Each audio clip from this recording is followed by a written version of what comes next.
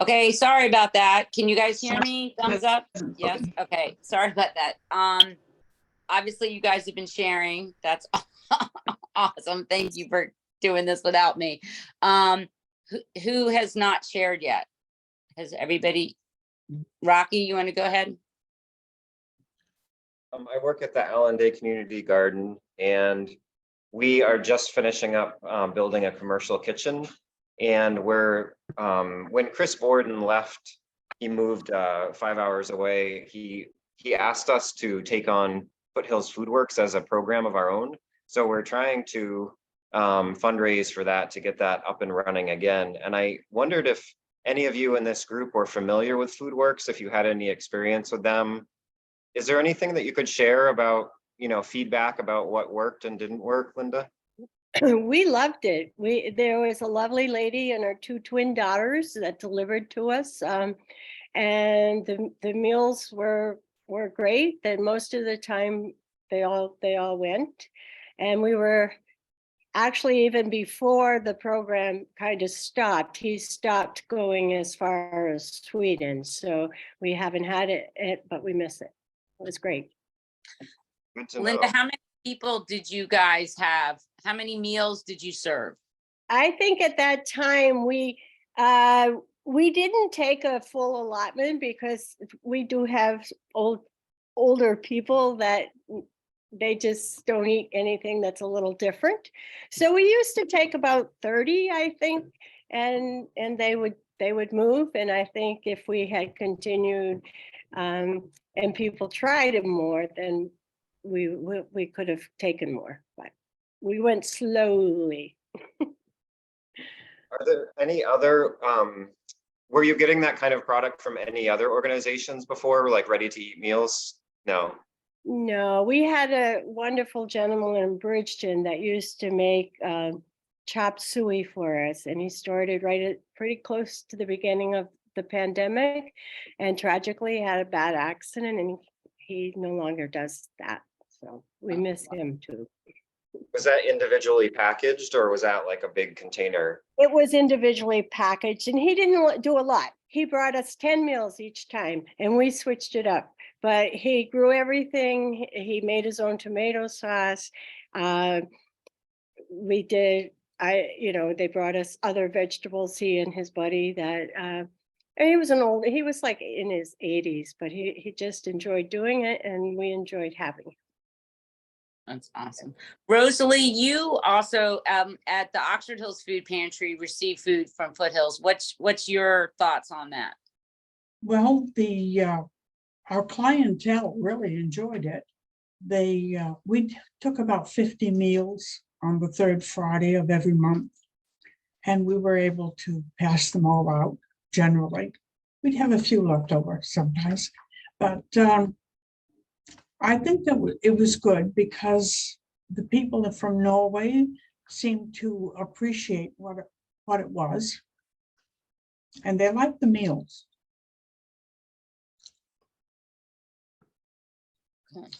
I noticed that I have my husband's name instead of Rosalie there, but that's all right. You know who I am.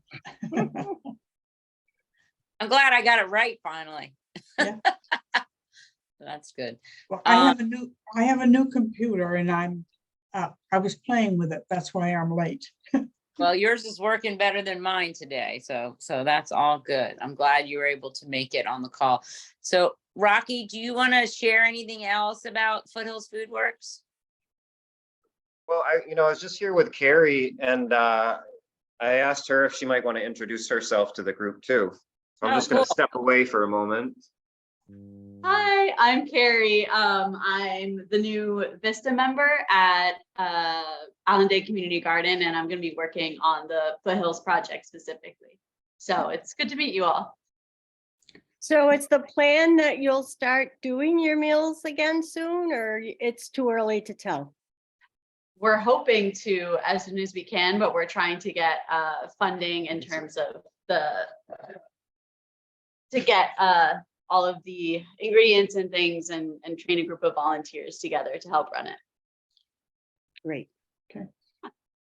Yeah, Chris was really the heart and soul of that. So and it's kind of lapsed for a few months now, or 6 months now, I guess. So bringing it back, it may not be exactly what it was, but knowing that your participants really appreciated and valued it is really important to knowing that it's worth pursuing and bringing it back again. So.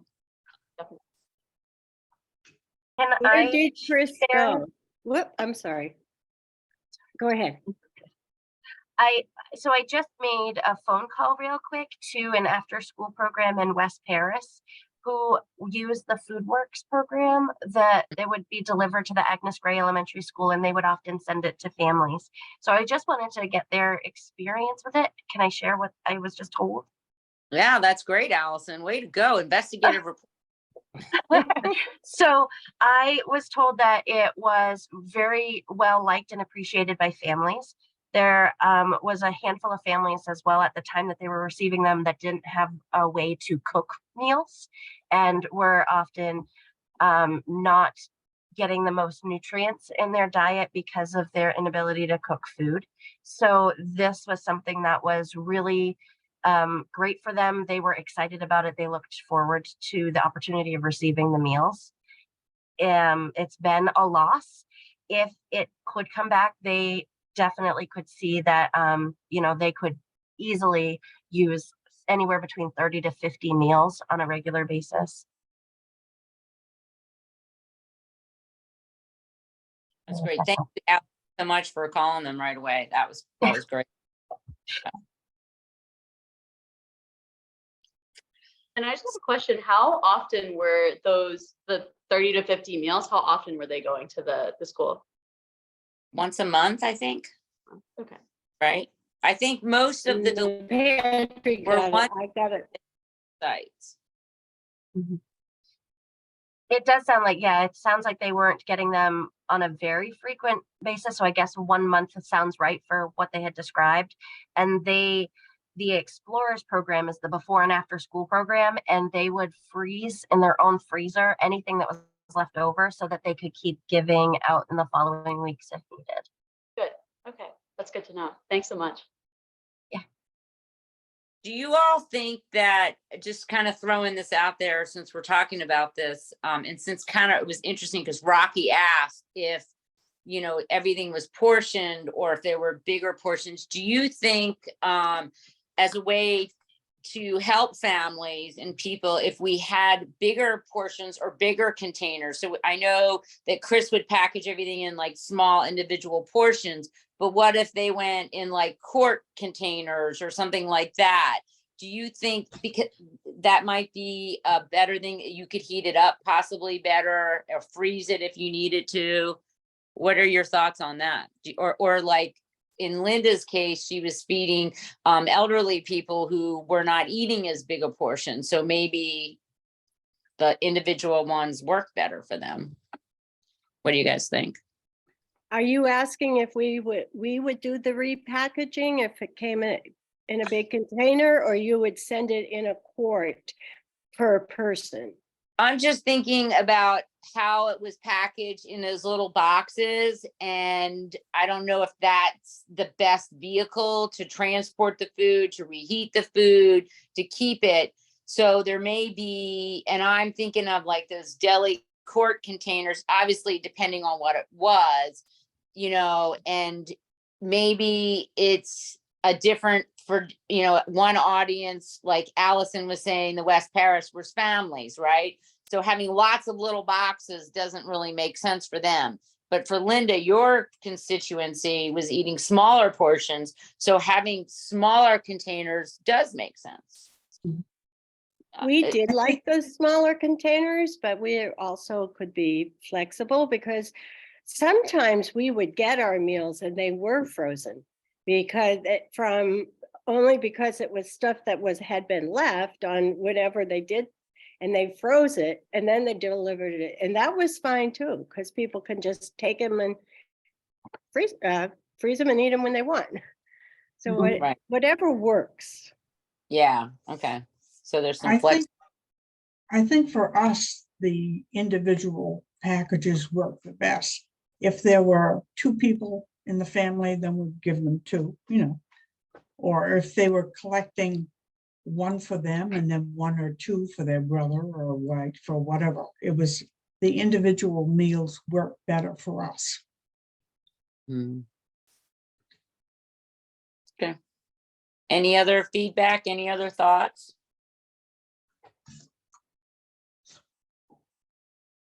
I think that, you know, the idea of having the larger family size makes sense when there's larger families, but also there's one, you know, I'm thinking of situations if someone is experiencing homelessness where they're looking forward to this warm meal, they also probably don't have the plates and utensils and all of that as well. So the smaller box actually makes sense to be their own serving plate as well.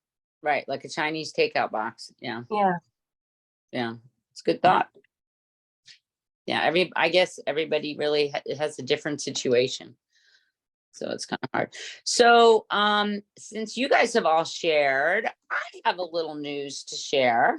I'm actually retiring from Healthy Oxford Hills.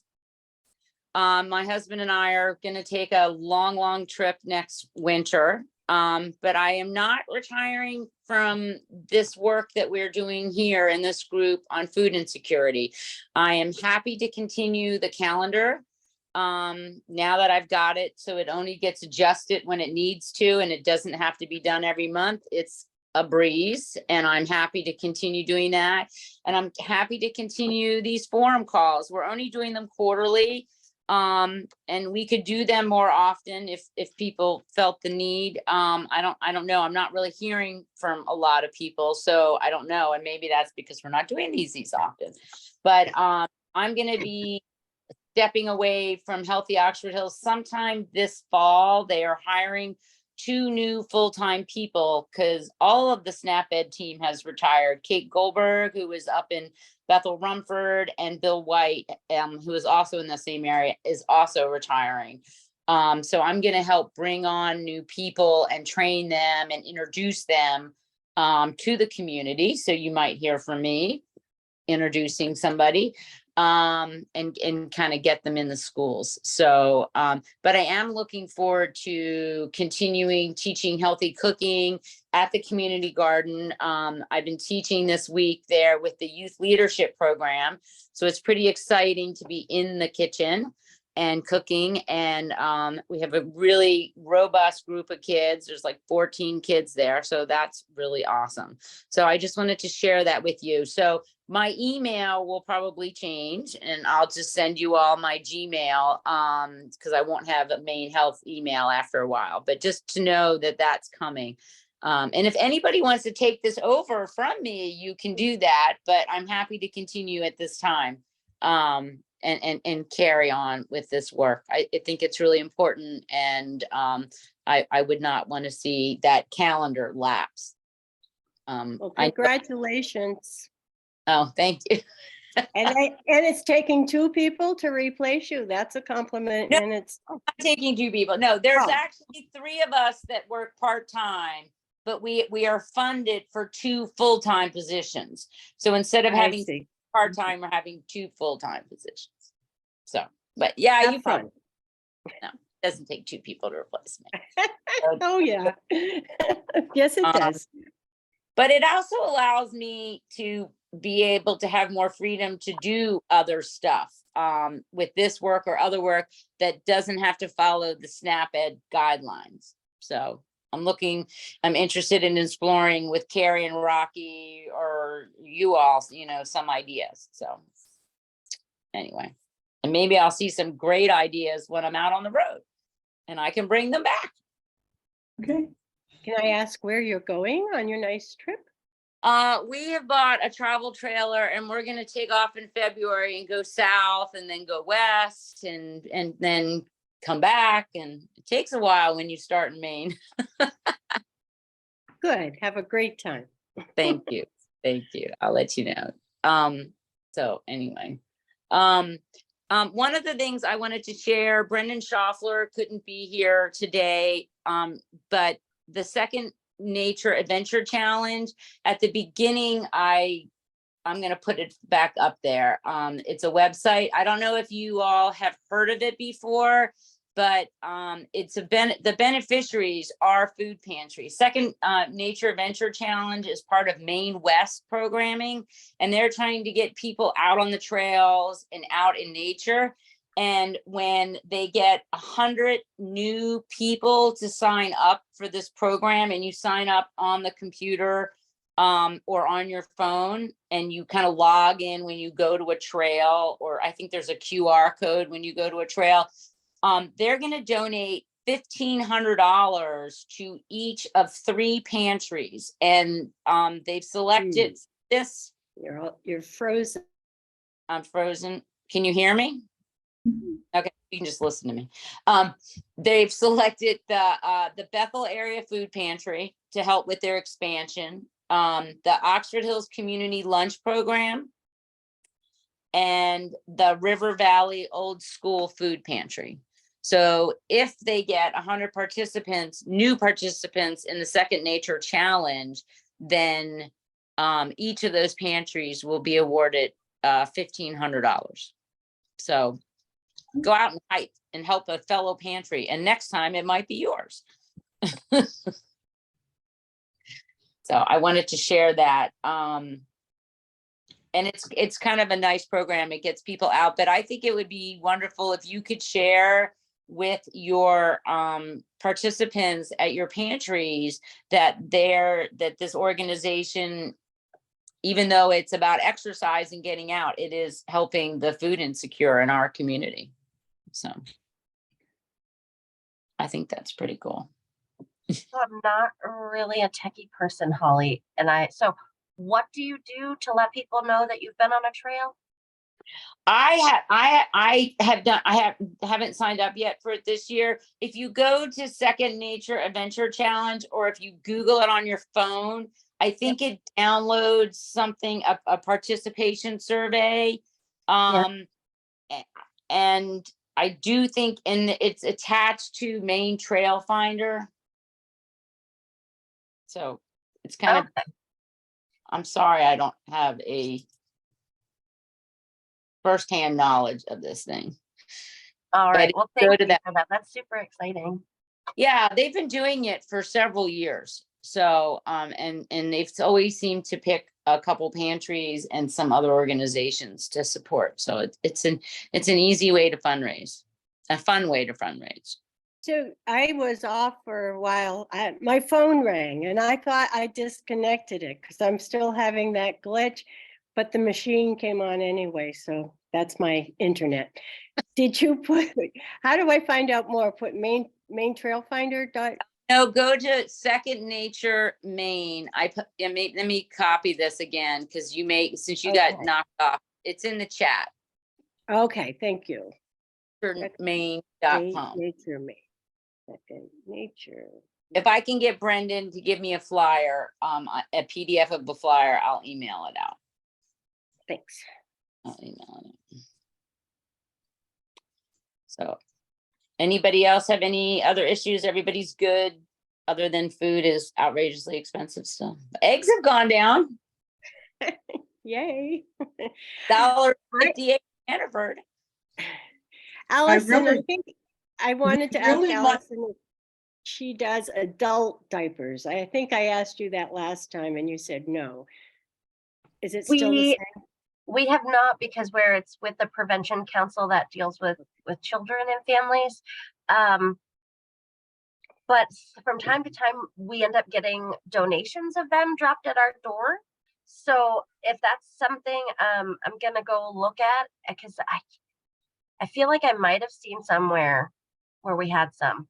Well, if you do have them, you could email me and we could pick them up, because we do have a need, and we get them if somebody family member, an older person passes away, and we get the donation. But that's not, we wouldn't want it to be dependable. So Talk to Seniors Plus, the I seniors haven't. organization, because that's their kind of constituency that they're working with, and they may have people who have extra of these because somebody is no longer using them for one reason or another. I'm just trying to think of a senior Yeah. organization that might Good have idea. that, Okay, I will. something like that. So, I just So- wanted to mention that we at the pantry really appreciate being able to not take all the federal food and to be able to choose what we're going to get. It's wonderful. I'll pass that on to Good Shepherd. I don't see anybody on anymore. I'm missing Amy Mailman. But I will pass that on. I think that is a huge change that they made. Yes, They- It is. When pantries are so limited in space, if you know people are not going to be taking something, you should not have to take it, you know. Yeah, that's been a big help. But we are getting less from federal food. What I'd like to be able to do is, like we got a case of peanut butter, so that's 12 jars. We can, now I can't say, can I have 2 cases? I can make numbers go down, but not up. And that was a great change. Now I'd like to increase them. yes, I guess you're talking about TFAP stuff, right? yes, TFAP. Yeah. Yes. so Yeah. He's not on Good here. Shepherd, you've always been able to order what you want What you in either want, direction. TFAP stuff.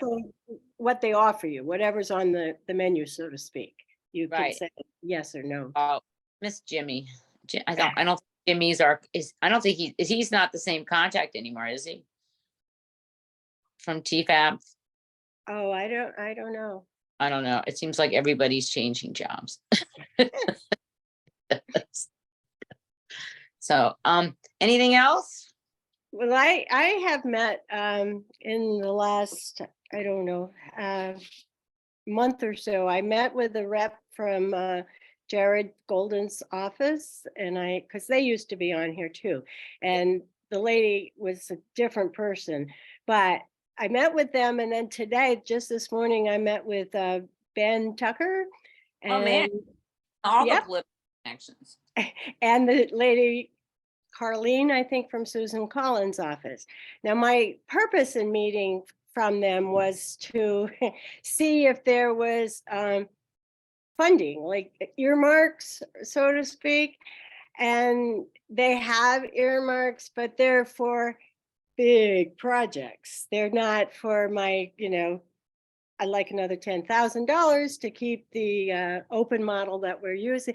So they weren't overly successful as far as getting funding, which is what I was looking for, but they had a couple ideas, and which I'll share one today, was that Ben had suggested that I get in contact with the school in our district, which happens to be Freiburg Academy, and see if I could get a person that is tech savvy, which most teenagers are tech savvy, regardless whether it's their field of study or not, and do a project where they would get community service time and research for us and go on and find the grants that are available for the small pantries that are, because everything to me that I've looked at and that it's either looking for a population that serves mostly women, or it's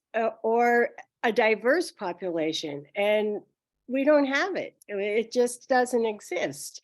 We'd serve them if they were here, but they're not here. So I thought that was a good idea to have somebody in your school district do that, because for me, I mean, I can do Zoom, but I've got an old brain and I can't get on the computer and do things like these young guys, kids. And so I'm going to do that. I'm going to contact somebody at the academy and just see if they'll do the research and the footwork. Because if I don't do something for years, like at budget, I always make graphs and things. Well, I have to teach myself all over again the next year. And it's so frustrating because I can't remember. So that might be something for the smaller pantries to connect with someone, say at Oxford Hills or whichever high school. So I like that suggestion. That was probably the best one that came out. You know, I would use that student in that way to research for grants, but I would also start a social media campaign and let the people in your community know that you are need the support. You need the financial support. Lots of people gave during the pandemic, right?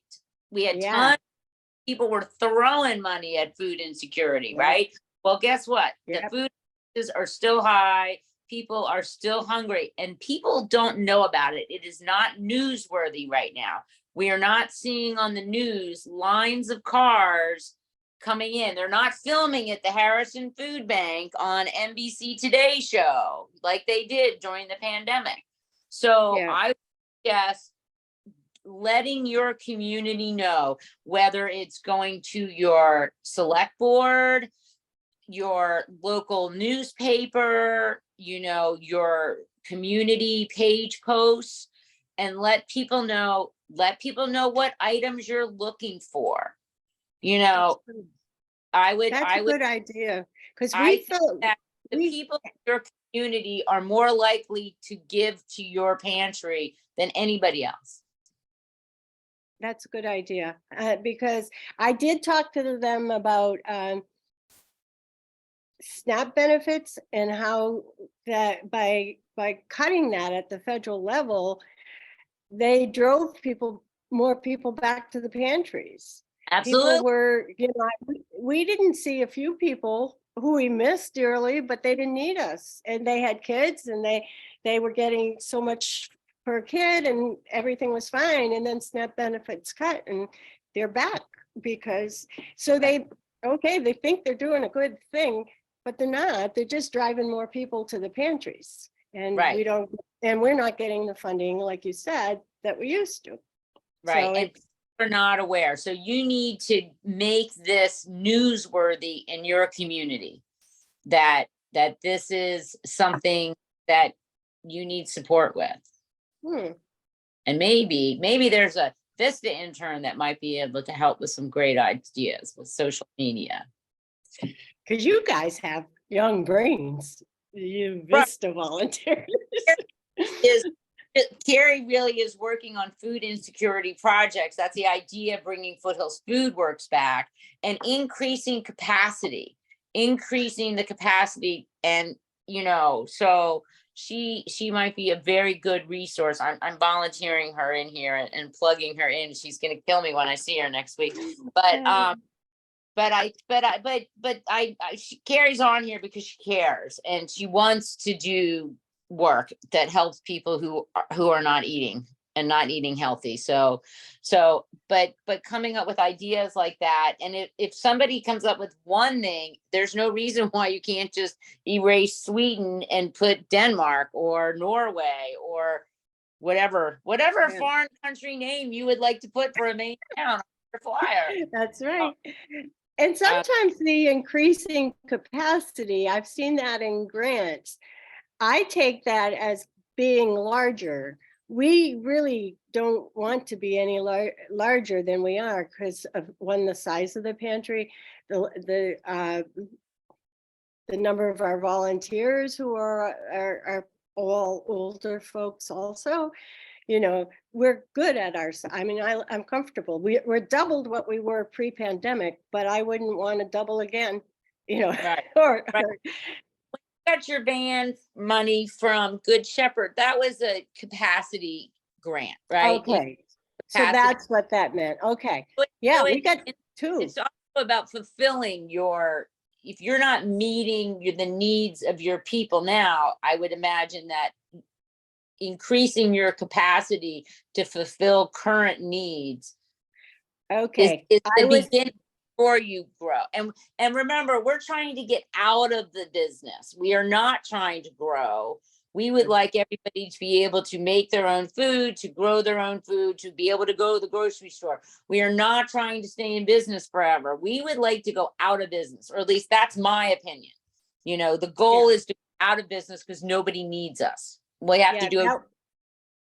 That was my narrow definition of capacity. So thank you for clarifying that. To stretch that. So when you see capacity on grant applications, it's the idea of filling the needs of the capacity that you have now, the people you have now. That's good for me to know that. Yeah. So yeah, I think looking for grant money is a great idea, but I also, so many people are just not thinking about this subject anymore. They think, oh, the pandemic's over. Well, it's not. If you know anybody who's gone on a cruise, they've gotten COVID. So, but the food prices are still really high. There are, and as you pointed out, benefits are lower. I don't know how many people, now that we have lots of fresh produce starting to come into markets, are you encouraging participants to use their harvest bucks and things like that? At locations, there's not that many locations around us that do it. Fair Share Co-op does. But it is a good bang for the buck. The Allendale Community Garden Farmers Market, you can use harvest bucks. We also take SNAP EBT. So if people are looking for fresh produce and pay what you can pizza, and they can get to Norway, Friday nights, we started last week, 5 to 8. And there's a kid. And that's the other thing I wish that people would think more about, because harvest bucks, the only place you can do harvest bucks in this community is Freiburg. Well, to drive to Freiburg, it's 25 miles from Sweden. You know, Norway is 20. But it's the whole driving thing. It's, the older population, we don't drive at night anymore. It's, yes, there's the farmers market in Bridgeton, but a lot of them just don't go there. So it's a good idea. And I hope it takes off where more people utilize it. We don't, Right. Pie Tree is closed now. We don't have Pie Tree anymore. Right. Pie Tree makes us all sad. Yeah. So, We all, transportation, you hear that all the time. There's no public transportation in Sweden. We can't go in, if you don't drive, if you're out of gas, you don't go to the pantry. do you know how much money we can make? I think I'm going to retire from SNAP Ed and become an Uber driver, because But they won't have the money to pay you. that's true. That's true. Anyway. But yes, if we could solve the world, we would have public transportation and food available for everybody. And that would be wonderful. So anybody else? Anybody else got anything to share? Okay, cool. It was lovely to see all of you. I miss you. And I guess the next one is November. I have to look and see. If you would like to do this more often, like go back to once a month, let me know, drop me an email, let me know. It's an easy hour of my life. I'm happy to be on this and facilitate this. And hopefully we can get some more people back on, and maybe that's part of it, that we're not doing it every month. And so it's easy to forget it and not be on, because it was really great when we had Good Shepherd and TFAP. And Yeah, and I miss Amy too. She's not my rep anymore. I haven't met my new rep yet. I know her name and I've emailed her, but I haven't met her yet. I forget. You haven't, it's been a while since. Yeah, she hasn't visited, but we've been in contact, and I should remember her name, but I've forgotten at the moment. So I don't know.